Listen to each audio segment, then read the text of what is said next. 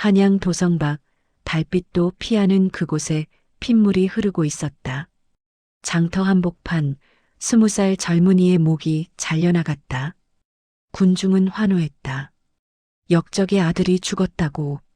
하지만 아무도 몰랐다. 이 젊은이가 왜 죽어야 했는지, 그의 아버지가 진짜 역적이었는지. 그로부터 3년 전 조선 숙종 제위 17년. 경기도 양주 땅에 한 선비가 살고 있었다. 이름은 이양복. 35의 나이에 과거에 낙방하기를 12번, 그럼에도 책을 놓지 않는 선비였다. 가난했지만 의로웠고 미천했지만 정직했다. 마을 사람들은 그를 존경했다. 비록 벼슬은 없었지만 그의 말 한마디는 수령의 명보다 무거웠다. 어느 가을날 이양복의 집 앞에 한 노인이 쓰러졌다. 남루한 옷, 피투성이 등 숨이 끊어지기 직전이었다. 이양복은 망설이지 않았다. 노인을 집으로 들여 상처를 치료하고 죽을 먹였다. 사흘 밤낮을 간호했다. 마을 사람들이 말렸다. 신분도 모르는 자를 왜 돌보느냐고. 혹시 역병이라도 옮으면 어쩌려고. 하지만 이양복은 대답했다. 사람이 사람을 돕는데 무슨 이유가 필요하겠소. 하늘이 보고 계시니 하늘이 판단하실 것이오. 나흘째 되던 날 노인이 눈을 떴다. 그리고 울었다. 이양복의 손을 붙잡고 한없이 울었다. 노인은 말했다. 자신은 한양에서 도망쳐 나온 죄인이라고. 억울한 누명을 쓰고 관가에서 쫓기는 몸이라고. 이양복은 묻지 않았다. 죄의 경중을 따지지 않았다. 그저 말했다. 이곳에 머무시오. 제가 지켜드리겠소. 노인은 이양복의 집에 머물렀다. 한 달이 지나고 석 달이 지났다. 노인의 몸은 회복되었고 마을 사람들도 차츰 노인을 받아들였다. 노인은 말이 없었지만 부지런했다. 날마다 이양복의 밭을 갈고 나무를 해왔다. 겨울이 오기 전 장작을 집 가득 쌓아두었다. 그해 겨울 폭설이 내렸다. 3일 밤낮을 쉬지 않고 눈이 내렸다. 마을은 고립되었다. 그때 한양에서 관군이 왔다.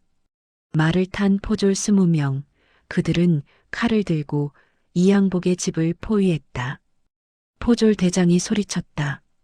역적 박문수를 숨긴 자, 이양복. 당장 나와 죄를 받아라. 이양복은 그제야 알았다. 자신이 구한 노인이 박문수였다는 것을. 박문수? 숙종의 총애를 받던 대신이었으나 남인과 서인의 당쟁에 휘말려 역모제로 몰린 인물. 삼족이 멸해야 할 대역죄인.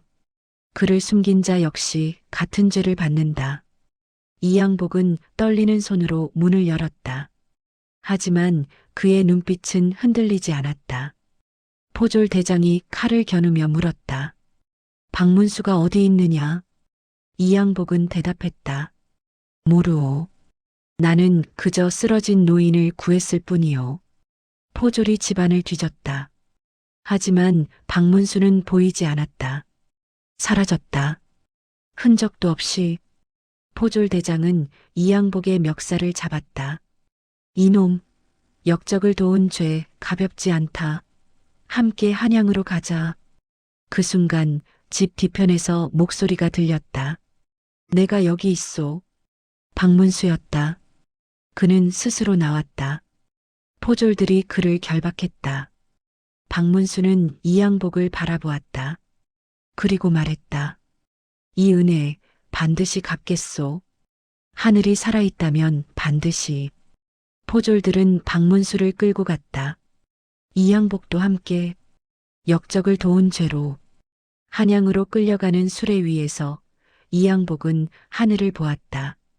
핏빛 달이 떠 있었다. 불길한 달. 죽음을 예고하는 달. 하지만 이양복은 후회하지 않았다. 그는 사람을 구했다. 그것으로 충분했다. 한양 의금부. 이양복은 문초를 받았다. 매를 맞았다. 살이 터지고 뼈가 부러졌다. 하지만 그는 입을 열지 않았다. 박문수를 숨긴 이유를, 영모에 가담했는지를 묻는 문초간의 질문에 단 한마디로 답했다. 나는 사람을 구했을 뿐이요. 역적이든 아니든 죽어가는 사람을 외면할 수 없었소. 문초간은 웃었다. 비웃었다. 그리고 말했다. 내 놈의 의로움이 내 목숨을 앗아갈 것이다. 이양복은 사형을 선고받았다. 역적을 도운 죄, 반역죄, 삼족을 멸해야 할 죄. 하지만 이양복에게는 가족이 없었다. 부모는 일찍 돌아가셨고 형제도 없었다. 아내도 자식도 없었다. 오직 그 혼자뿐이었다. 그래서 조정은 그만 죽이기로 했다. 처형일이 정해졌다. 동지섣달 금음날, 한 해가 저무는 날, 이양복의 목이 잘려나갈 것이었다. 하지만 처형 전날 밤 기이한 일이 일어났다. 의금부 옥사에 갇힌 박문수가 스스로 목숨을 끊은 것이었다.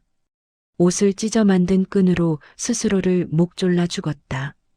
옥졸이 발견했을 때 박문수의 손에는 핏물로 쓴 글씨가 있었다. 벽에도 바닥에도 온통 핏물 글씨였다. 그 내용은 이랬다. 나 박문수는 억울하다. 영모를 꾸민 적 없다. 나를 모함한 자는 좌이정 김익훈이다.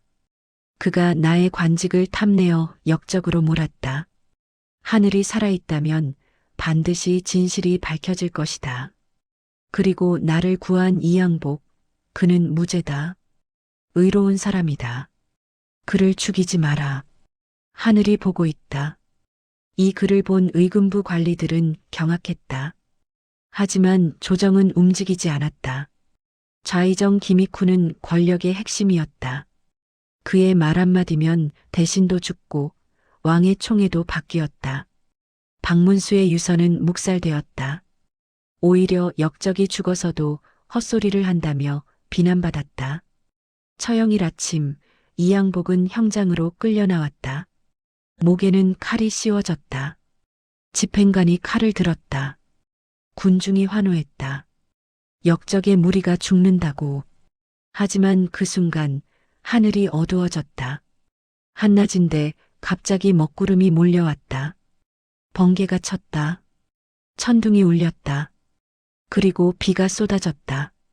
아니, 비가 아니었다. 핏물이었다.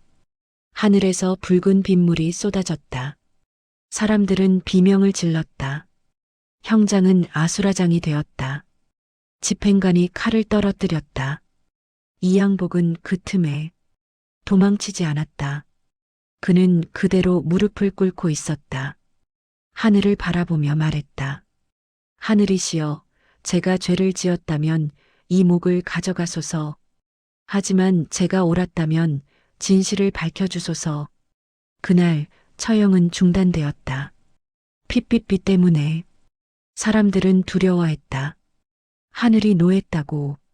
이양복을 죽이면 안 된다고. 하지만 조정은 달랐다. 김익훈은 명령했다. 내일 다시 처형하라. 날씨 따위에 흔들리지 마라. 그날 밤 의금부 옥사에 한 사람이 찾아왔다. 검은 옷을 입은 여인이었다. 옥조를 매수하고 이양복의 감방으로 들어왔다. 여인은 이양복 앞에 무릎을 꿇었다. 그리고 울었다. 저를 살려주십시오. 이양복은 여인을 몰랐다. 하지만 여인은 말했다. 자신은 박문수의 딸이라고. 아버지가 죽기 전 마지막으로 남긴 말을 전하러 왔다고. 박문수는 딸에게 말했다. 이양복을 구하라고. 그가 죽으면 안 된다고. 그는 의로운 사람이라고. 여인의 이름은 박연화. 22살 아버지를 잃고 쫓기는 신세가 된 여인. 그녀는 이양복에게 작은 보따리를 건넸다. 그 안에는 은자 100냥과 편지 한 통이 있었다. 편지는 박문수가 쓴 것이었다. 이양복 선생, 제 목숨은 이미 끝났으나 선생의 목숨은 아직 가치가 있어. 부디 살아주시오. 그리고 제 딸을 지켜주시오. 이 은혜 하늘이 갚을 것이오. 이양복은 편지를 읽고 눈물을 흘렸다. 그리고 박연아에게 말했다. 나는 내일 죽을 몸이요. 어떻게 그대를 지키겠소? 박연아는 말했다. 아니요. 선생님은 살아야 하오. 제가 길을 열어드리겠소. 그날 밤 박연아는 옥졸들을 매수했다. 은자 100냥을 모두 사용했다. 그리고 이양복을 탈옥시켰다.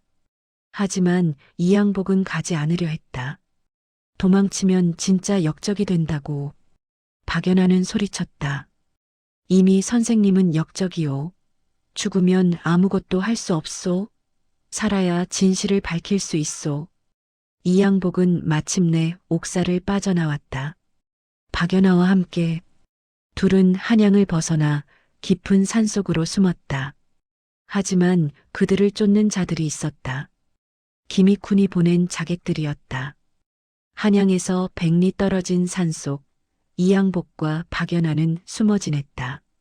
낮에는 동굴에 숨고 밤에는 산짐승처럼 이동했다. 먹을 것은 산나물과 도토리뿐이었다. 추위는 뼈를 깎았다. 하지만 이양복은 포기하지 않았다. 박연아도 마찬가지였다. 어느 날 밤 그들은 작은 암자를 발견했다. 불빛이 새어나왔다. 이양복은 조심스럽게 문을 두드렸다. 문이 열렸다. 그곳에는 늙은 스님이 있었다. 스님은 두 사람을 보더니 말없이 안으로 들였다. 따뜻한 죽을 내왔다. 이양복은 물었다. 스님, 저희를 아시오? 스님은 고개를 저었다. 그리고 말했다. 알 필요가 없소. 배고픈 자에게 밥을 주는 것이 부처의 가르침이요. 이양복은 눈물을 흘렸다. 세상에는 아직 선한 사람이 있었다. 스님은 두 사람에게 암자에 머물라고 했다. 하지만 사흘째 되던 날 자객이 나타났다. 검은 옷을 입은 자객 5명. 그들은 암자를 포위했다. 자객 두목이 소리쳤다. 이양복, 나와라. 순순히 나오면 여자는 살려주겠다. 이양복은 박연아를 뒤에 숨기고 밖으로 나갔다. 자객 두목이 칼을 겨누며 말했다. 내 놈을 죽이라는 명을 받았다. 김익훈 대감의 명이다. 순순히 죽어라. 이양복은 대답했다. 나를 죽여봤자 진실은 묻히지 않소. 박문수 대감은 억울하게 죽었소. 언젠가는 하늘이 밝혀줄 것이오. 자객 두목은 비웃었다. 하늘이 뭘 해줄 수 있단 말이냐. 그 순간 암자 뒤에서 목소리가 들렸다. 하늘이 못하면 내가 하겠다. 한 남자가 나타났다. 건장한 체구, 날카로운 눈빛.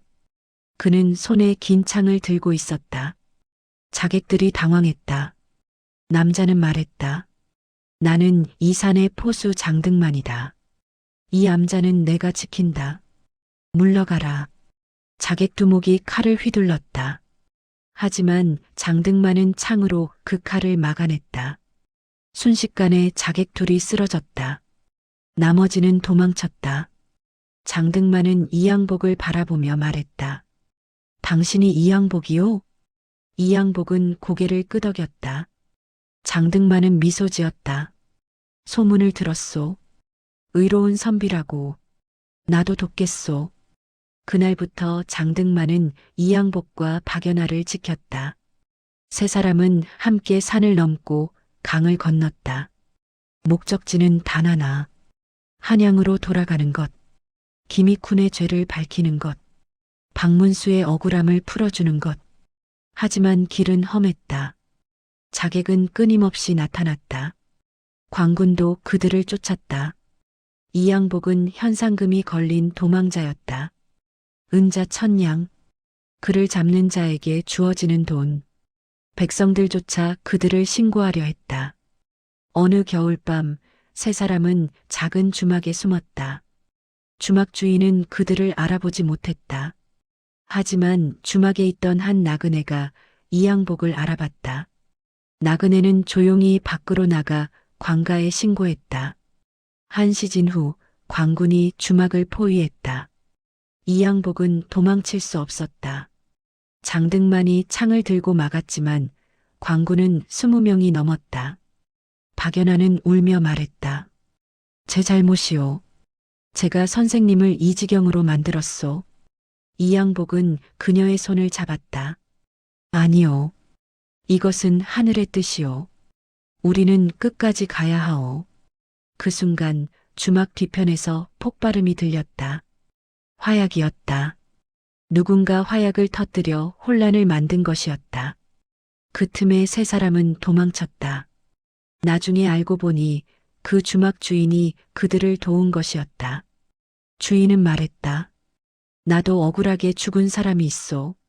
당신들을 보니 그 사람이 생각났소. 부디 살아서 진실을 밝히시오. 봄이 왔다. 이양복 일행은 경기도 한 마을에 숨어 지냈다. 그곳은 작은 어촌이었다. 바다가 보이는 곳. 이양복은 어부로 위장했고 박연아는 그의 아내로, 장등만은 그의 형으로 행세했다. 평화로운 나날이었다. 하지만 이양복은 잊지 않았다. 박문수의 억울함을, 자신이 받은 은혜를. 그는 날마다 정보를 모았다. 한양의 소식을, 김익훈의 동향을. 그리고 마침내 한 가지 사실을 알아냈다. 김익훈이 박문수를 모함한 이유. 그것은 왕의 총애 때문이었다. 숙종은 박문수를 총애했다. 그를 영의정으로 삼으려 했다. 하지만 김익훈은 그것을 막고 싶었다. 그래서 거짓 증거를 만들었다. 박문수가 역모를 꾸민다는 거짓 편지를. 그 편지를 왕에게 바쳤다. 왕은 분노했다. 박문수를 잡으라 명했다. 하지만 박문수는 억울함을 호소했다. 편지는 위조라고.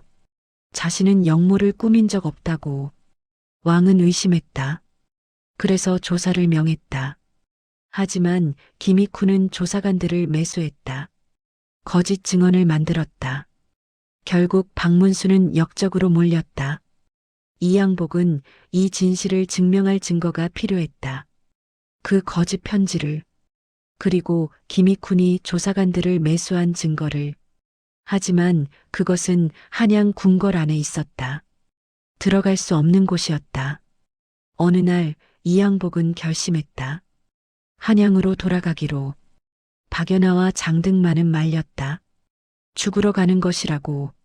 하지만 이양복은 말했다. 죽더라도 진실은 밝혀야 하오. 그것이 박문수 대감께 갚는 은혜요. 세 사람은 한양으로 향했다. 변장을 했다.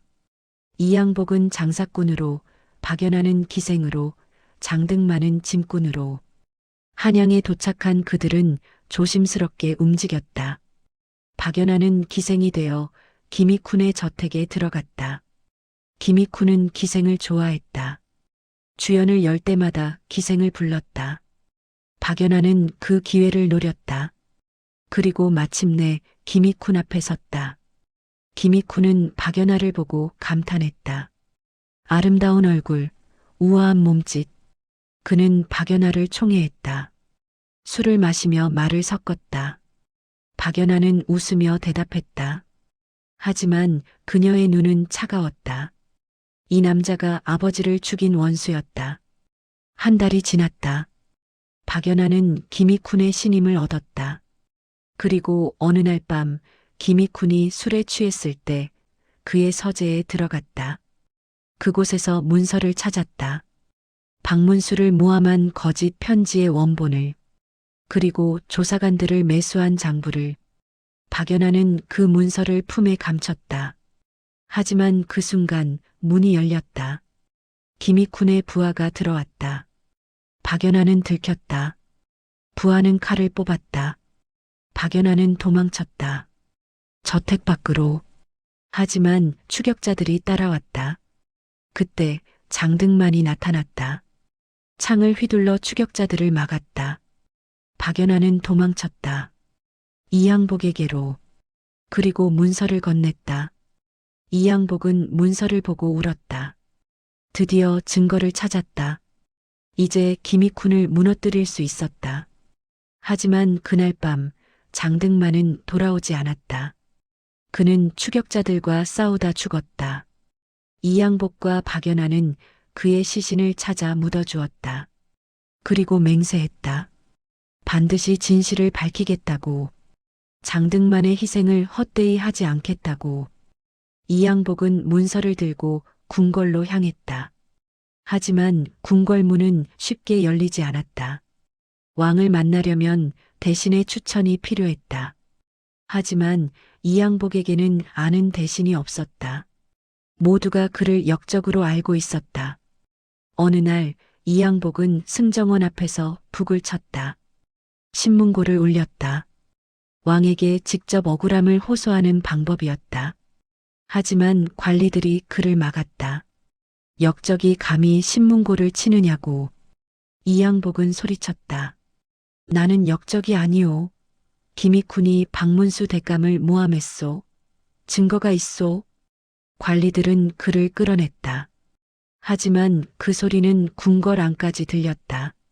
숙종이 들었다. 왕은 관리에게 명했다. 그자를 데려오라. 이양복은 왕 앞에 끌려왔다. 왕자 앞에 무릎을 꿇었다. 숙종은 차가운 눈으로 그를 바라보며 물었다. 내가 역적 박문수를 도운 이양복이냐? 이양복은 대답했다. 그렇다옵니다. 하지만 박문수 대감은 역적이 아니옵니다. 억울하게 죽었사옵니다. 숙종은 비웃었다. 증거가 있느냐? 이양복은 품에서 문서를 꺼냈다. 거짓 편지의 원본과 매수 장부를. 왕은 그것을 받아 읽었다. 얼굴이 굳어졌다. 분노가 치밀었다. 문서는 진짜였다. 김익훈의 필체였다. 왕은 김익훈을 불렀다. 김익훈은 급히 궁궐로 왔다. 왕 앞에 무릎을 꿇었다. 숙종은 문서를 그의 앞에 던졌다. 이것이 무엇이냐? 김익훈은 문서를 보고 창백해졌다. 그리고 부인했다. 이것은 위조입니다. 역적 이양복이 만든 거짓입니다. 이양복은 소리쳤다. 거짓이 아니오.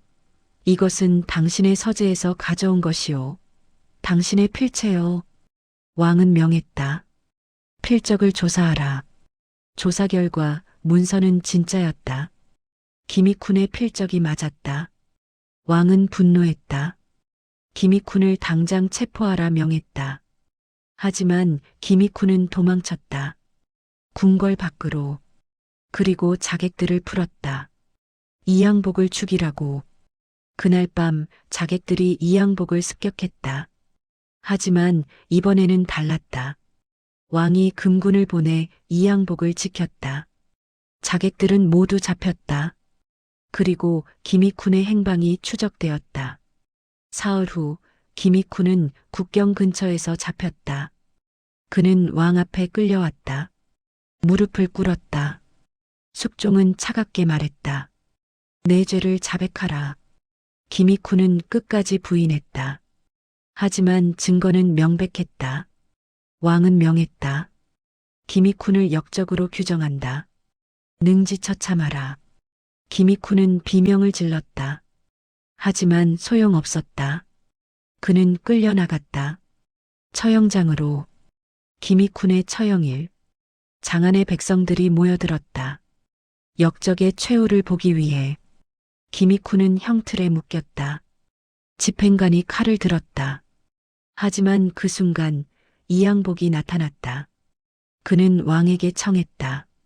전하, 김익훈을 죽이지 마옵소서. 왕은 놀랐다. 신하들도 놀랐다. 백성들도 놀랐다. 이양복은 말했다. 김익훈은 죽어 마땅하옵니다. 하지만 복수는 또 다른 복수를 낳을 뿐입니다. 그를 죽이면 그의 자식들이 또 복수하러 올 것입니다. 악의 고리는 끊어지지 않을 것입니다. 왕은 물었다. 그럼 어찌하자는 것이냐? 이양복은 대답했다. 그를 유배 보내소서. 가장 먼 섬으로. 평생 죄를 뉘우치며 살게 하소서. 그것이 진정한 벌입니다. 왕은 잠시 생각했다. 그리고 고개를 끄덕였다. 그리하라. 기미쿠는 죽음을 면했다. 하지만 제주도로 유배되었다. 평생 그곳에서 살아야 했다. 그는 이양복을 바라보며 울었다. 자신을 살려준 것에 대한 감사인지 아니면 수치심인지 알 수 없는 눈물이었다. 이양복은 기미쿤에게 말했다. 당신은 살았소.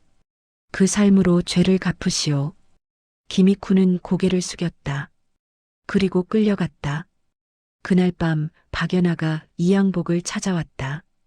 그녀는 울고 있었다. 왜 기미쿤을 살려주셨습니까? 그가 아버지를 죽였는데. 이양복은 대답했다. 죽여서 아버지가 돌아오지 않소. 하지만 그를 용서함으로써 우리는 증오에서 벗어날 수 있소. 박연아는 이해할 수 없었다. 하지만 이양복의 눈을 보고 알았다. 그가 진심이라는 것을. 그녀는 울며 고개를 숙였다. 박문수는 복권되었다. 왕은 그의 억울함을 풀어주었다. 그리고 이양복에게 벼슬을 내렸다. 승지의 자리였다. 하지만 이양복은 사양했다. 저는 벼슬을 원한 것이 아니옵니다. 다만 진실을 밝히고 싶었을 뿐입니다. 왕은 웃었다. 그래서 그대가 진정한 선비인 것이다. 하지만 받아라. 그대 같은 사람이 조정에 필요하다. 이양복은 마지못해 벼슬을 받았다. 그리고 조정에 들어갔다. 그는 청렴하고 공정한 관리가 되었다. 백성을 사랑하고 진실을 추구했다. 박연아는 아버지의 무덤 앞에서 절했다. 그리고 말했다. 아버지, 억울함을 풀어드렸습니다. 이제 편히 쉬소서. 그녀는 이양복을 도와 의로운 일을 했다. 가난한 이들을 돕고 억울한 이들의 편에 섰다. 10년이 흘렀다. 이양복은 영의정이 되었다. 조선 최고의 관직이었다. 하지만 그는 변하지 않았다. 여전히 겸손하고 의로웠다. 어느 날 한 노인이 그를 찾아왔다. 기미쿤이었다. 유배지에서 돌아온 것이었다. 그는 늙고 병들어 있었다. 이양복 앞에 무릎을 꿇었다. 용서를 빕니다. 이양복은 그를 일으켜 세웠다. 이미 용서했소. 이제 남은 삶을 선하게 사시오. 기미쿠는 울었다. 그리고 말했다. 당신은 진정한 군자입니다. 하늘이 당신을 보고 있습니다. 이양복은 미소 지었다. 하늘은 항상 보고 있소. 우리가 믿든 안 믿든. 그날 밤 이양복은 하늘을 바라보았다. 핏빛 달은 사라지고 맑은 달이 떠 있었다. 그는 생각했다. 모든 것은 하늘의 뜻이었구나. 박문수의 죽음도 자신의 고난도 기미쿤의 회개도 모두 하늘이 짜놓은 이야기였다. 그리고 그는 그 이야기의 일부였다. 이양복은 평생 의를 지켰다. 백성을 사랑했다. 그리고 죽는 날까지 말했다. 사람은 사람을 돕기 위해 태어났다. 하늘이 보고 있다. 그의 묘비에는 이렇게 새겨졌다. 의로운 자는 죽어도 살아있고 악한 자는 살아도 죽어 있다.